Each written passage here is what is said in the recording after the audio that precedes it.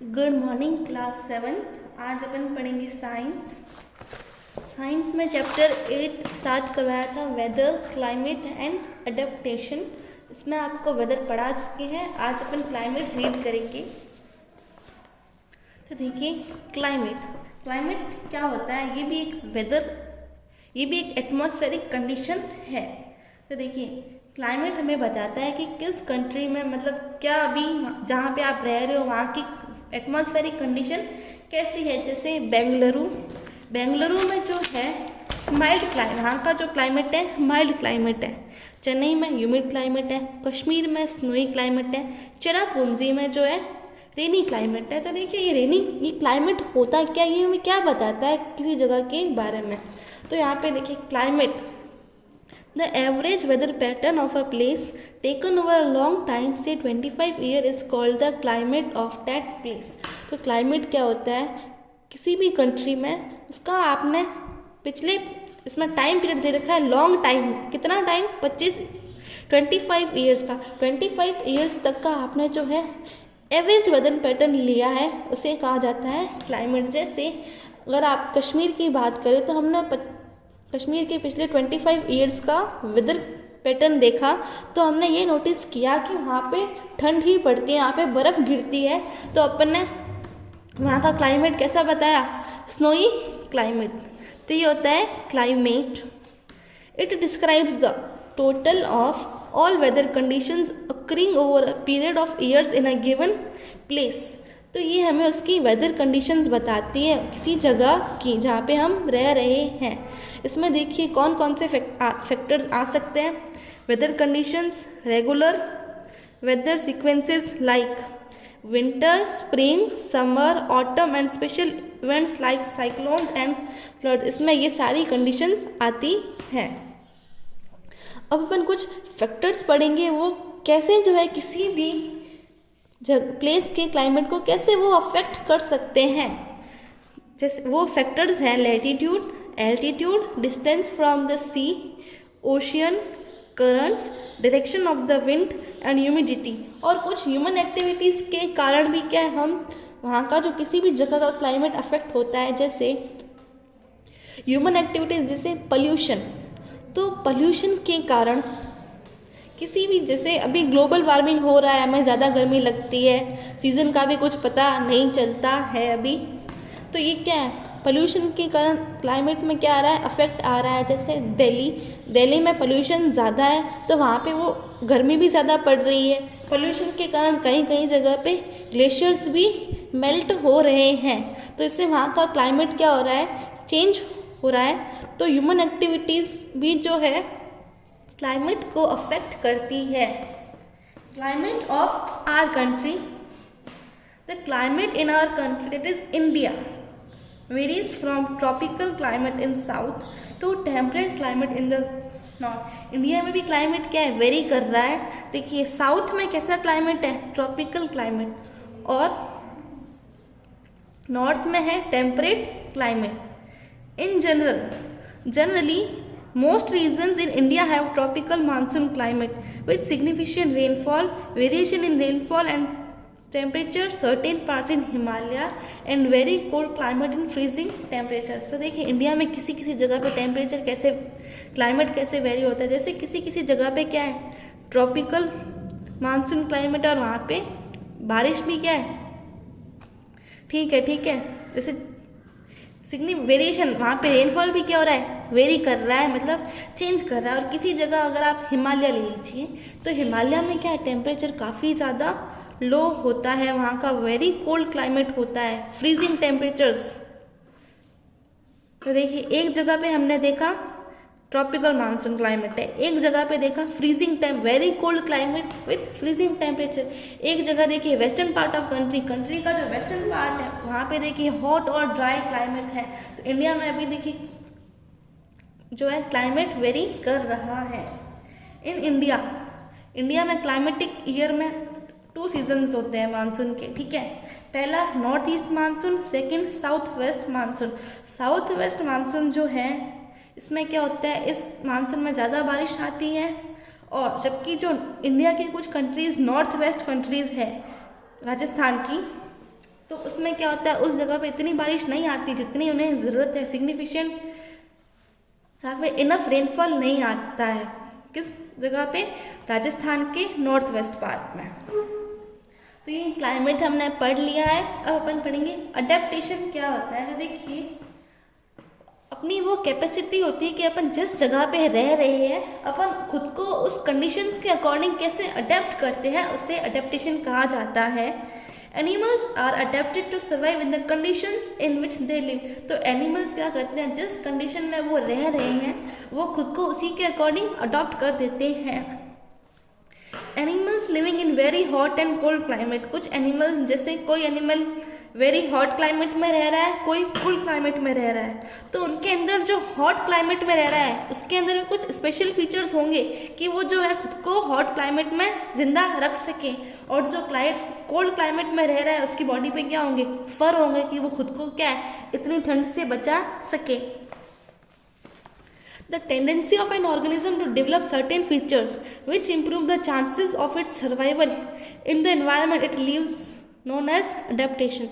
तो adaptation क्या होता है, ये किसी ऑर्गेनिज्म की टेंडेंसी होती है कि वो खुद के अंदर कुछ ऐसे फीचर्स को डेवलप करे जिससे वो अपने आप को उस इन्वायरमेंटल कंडीशन के अकॉर्डिंग अडेप्ट कर सके और वो ज़्यादा लास्ट लॉन्ग, मतलब उसका उस इन्वायरमेंट में सर्वाइवल अच्छा हो सके, उसे कहा जाता है adaptation. Types of adaptation. Adaptation 2 types के होते हैं, permanent adaptation and temporary adaptation. Permanent adaptation मतलब वो है कि वो जनरेशन टू जनरेशन वो अडेप्टेशन चलता आ रहा है। जैसे एक कैमल है, कैमल को देखिए, अगर उसको, वो डेजर्ट एरिया में रहती है, डेजर्ट एरिया में तो पानी भी अवेलेबल नहीं होता है, तो कैमल क्या करती है, एक बार में इतना पानी पी लेती है, वो उसके लिए वाटर क्या सफिशिएंट होता है जब तक उसको नेक्स्ट टाइम उसको वाटर ना मिल जाए पीने के लिए। तो ये देखिए कैमल एक जनरेशन से दूसरी जनरेशन ये अडेप्टेशन होता आ रहा है। तो ये होता है परमानेंट अडेप्टेशन। टेम्परेरी अडेप्टेशन मतलब जो क्या है, टेम्परेरी है, जो कि क्या है इनहेरिटेड, पीढ़ी से पीढ़ी नहीं आया। जैसे एक बर्ड है, उसको आपने जो है उस बर्ड को केज में रखा, तो ये क्या है, उसने अपने आप को उस केज में रहने के अकॉर्डिंग अडेप्ट तो कर लिया, लेकिन वो क्या है, वो ज़्यादा लॉन्गर नहीं है, तो उसकी जनरेशन आएगी। ज़रूरी नहीं कि वो भी केज्ड हो, मे बी वो फ्री बर्ड हो। तो ये होता है टेम्परेरी अडेप्टेशंस और परमानेंट अडेप्टेशन। परमानेंट में ये था कि वो इनहेरिटेड, एक जनरेशन से दूसरी जनरेशन में वो पास हो रहा है, जबकि टेम्परेरी अडेप्टेशन में क्या है, वो एक जनरेशन से दूसरी जनरेशन में नहीं आता। अडेप्टेशन इन कोल्ड क्लाइमेट। अब जैसे कोई एनिमल्स हैं वो कोल्ड क्लाइमेट में रह रहे हैं, तो वो अपने आप को कैसे अडेप्ट करेंगे कि वो उस कोल्ड क्लाइमेट में सर्वाइव कर सके। The animals living in cold climate region are uniquely suited to live, reproduce and flourish in that part. For the animals show special features, उसमें कुछ special features होते हैं।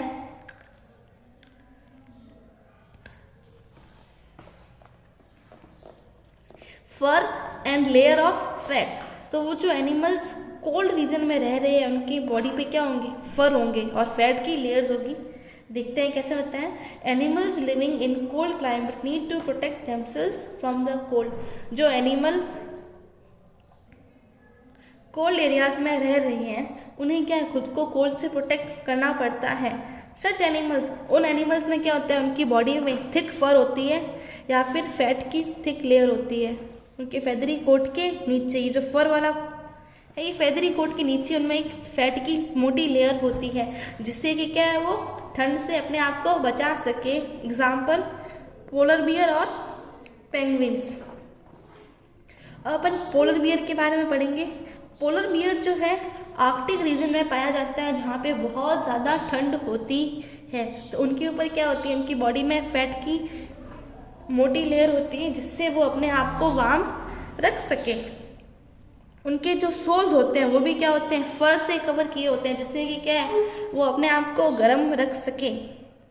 और पोलर बियर वाइट क्यों होते हैं, उनका वाइट होने का ये रीज़न है कि देखिए आइज़ भी वाइट होती है, इसलिए उनकी जो है उनकी फर भी वाइट होते हैं, ताकि वो अपने आप को जो है दूसरे एनिमल से बचा सके, ताकि कोई एनिमल उन्हें हंट ना करे, उन्हें मारे नहीं, क्योंकि वाइट है, ये भी वाइट, आइज़ भी वाइट, तो ये वाइट में ये एनिमल दिखे नहीं उन्हें, इसलिए उनकी जो है फर जो होते हैं उनके वाइट होते हैं।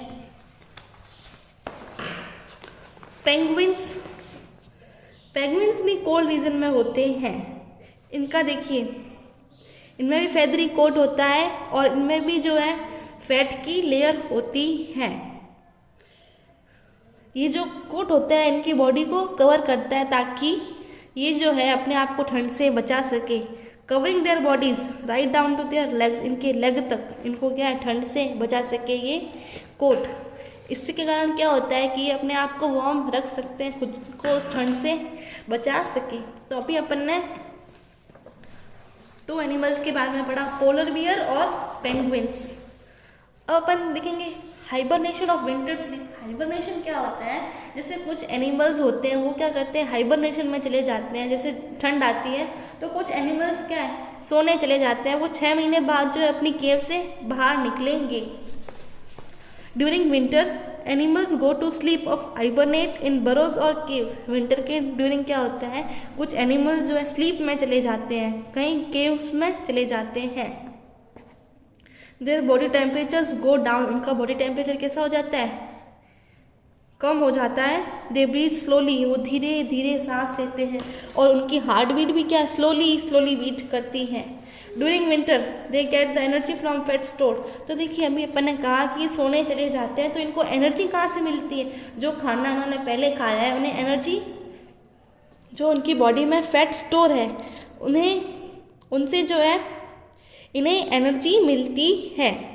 Such animals gate of their sleep in the early spring season. अब ये अपनी नींद से कब उठते हैं, अर्ली स्प्रिंग सीजन, जब स्प्रिंग सीजन आता है तो ये अपनी नींद से उठते हैं। जैसे एग्जाम्पल फ्रॉग, बियर और बैट, ये हाइबरनेशन में चले जाते हैं। अब माइग्रेशन क्या होता है, माइग्रेशन जैसे कुछ एनिमल्स जो हैं अपनी जगह छोड़ के दूसरी जगह पे चले जाते हैं। जैसे many birds and fishes migrate to warmer climate in winter and return in spring.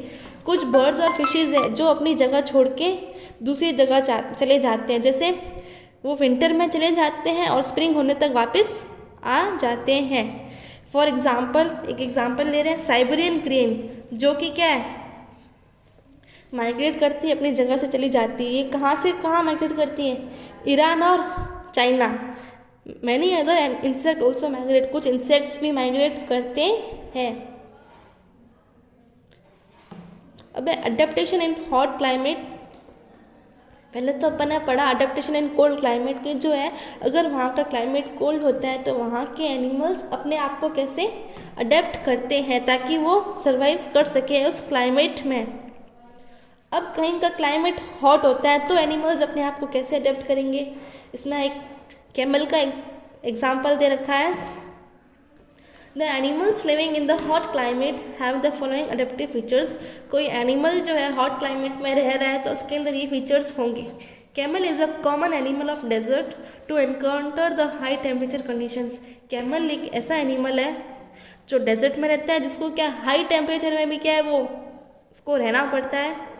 The animal's body temperature slightly higher than the, और इनकी बॉडी का टेम्परेचर जो है बाहर के टेम्परेचर से भी थोड़ा सा ज़्यादा होता है, जिससे कि क्या है इनकी बॉडी में जो है वाटर लॉस का उतार चढ़ाव होता रहता है। The camel hooves are well padded to enable in to walk on the sand. आपको पता है कैमल्स के जो लेग्स होते हैं ये पूरे पैडेड होते हैं, जैसे अपन मिट्टी में अपन नहीं चल पाते हैं, लेकिन अगर कैमल को कहें तो कैमल जो है आसानी में मिट्टी से चल पाता है, तो उनके लेग्स ऐसे ही होते हैं, पैडेड होते हैं, जिससे कि ये सैंड में चल सके। The camel has long I lashes.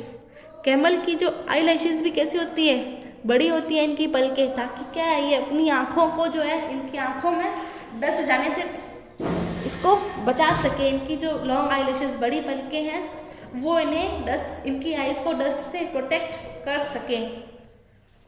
The camel store fat in its hump. Camel जो है फैट जो है अपने हम्प में स्टोर करती है ताकि लॉन्ग पीरियड तक सर्वाइव कर सके विदाउट फूड, क्योंकि अभी मैंने कहा जो रेगिस्तान में ये कैमल को जो है शिप ऑफ डेजर्ट भी कहा जाता है। रेगिस्तान में तो इन्हें पानी मिलता नहीं है, कि जब तक इन्हें कहीं पानी ना मिल जाए तब तक ये उसे स्टोर करके रख सकते हैं। कहाँ स्टोर करते हैं? अपने हम्प में। At one go a camel drink 40 litres of water, ये एक बार में ही 40 लीटर्स वाटर ड्रिंक कर सकते हैं। द एनिमल्स थिक लिप्स, इनके देखिए लिप्स कैसे होते हैं, मोटे होते हैं, जिससे कि क्या है ये कैक्टस में से पानी निकाल सके बिना किसी पेन के। तो ये चैप्टर 8 कंप्लीट होता है। इसके क्वेश्चन आंसर्स आपको अगले वीडियो में करवाएंगे।